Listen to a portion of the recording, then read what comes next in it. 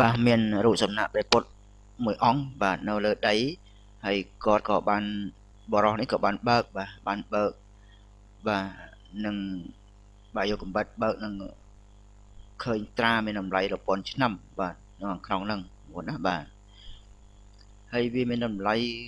ខ្លាំងណាស់បងបាទមានតម្លៃរហូតដល់$5000,000បាទ$5000,000មានតម្លៃអញ្ចឹងបងណាបន្ទាប់មកគាត់ដឹងបាទដោយវិញ្ញាណភ្នែករបស់គាត់បាទបញ្ជាក់ពីភ្នែករបស់គាត់ថាជារបស់មានតម្លៃបងណាជាវត្ថុបុរាណបាទមានតម្លៃហ្នឹងបងបាទព្រាមនោះគាត់ក៏បាននាំសង្សាររបស់គាត់បាទទៅហាងបាទ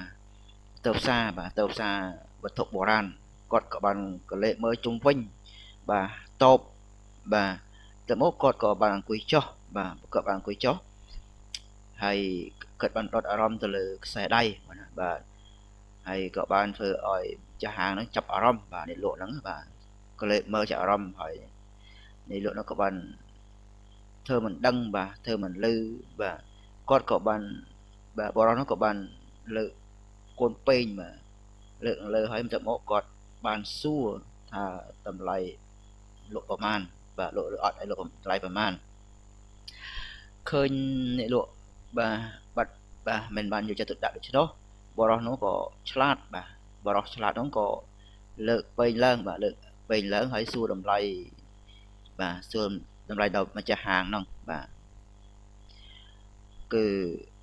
បាទម្ចាស់ហាងលើកដៃ5បាទ5000បាទដោយមិនបាននិយាយជាពាក្យទេបាទអត់បាននិយាយជានិយាយទេគឺលើកដៃ$5000បាទ$5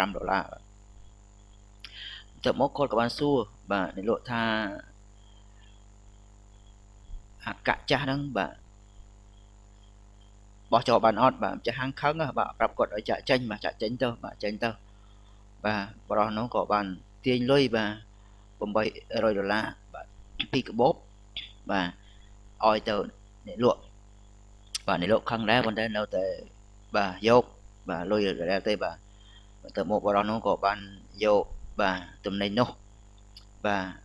ហើយក៏ចាក់ចេញយ៉ាងលឿនបាទជាមួយនឹងសង្សាររបស់គាត់បងប្អូនបាទ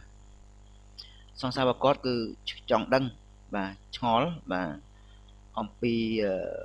វត្ថុបុរាណដែលគាត់បានទិញហើយនាងក៏ឆ្ងល់ថាពួកវាមានតម្លៃពិតប្រាកដមែនអត់បាទ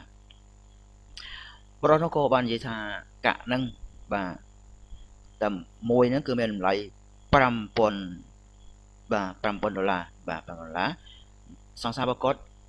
បាទមិនបាទជឿឬក៏ធ្វើឲ្យពិតឬអត់នោះទេបាទបន្ទាប់មកបរិសុទ្ធនោះក៏បាននាំបាទសង្សាររបស់គាត់ទៅហាងលក់វត្ថុបុរាណមួយទៀតហើយគាត់ក៏បានបញ្លក់កាក់នោះបាទបាន$600បងណាបាទបាន$600បាទក៏ចំណេញបងបាទចំណេញច្រើនបាទ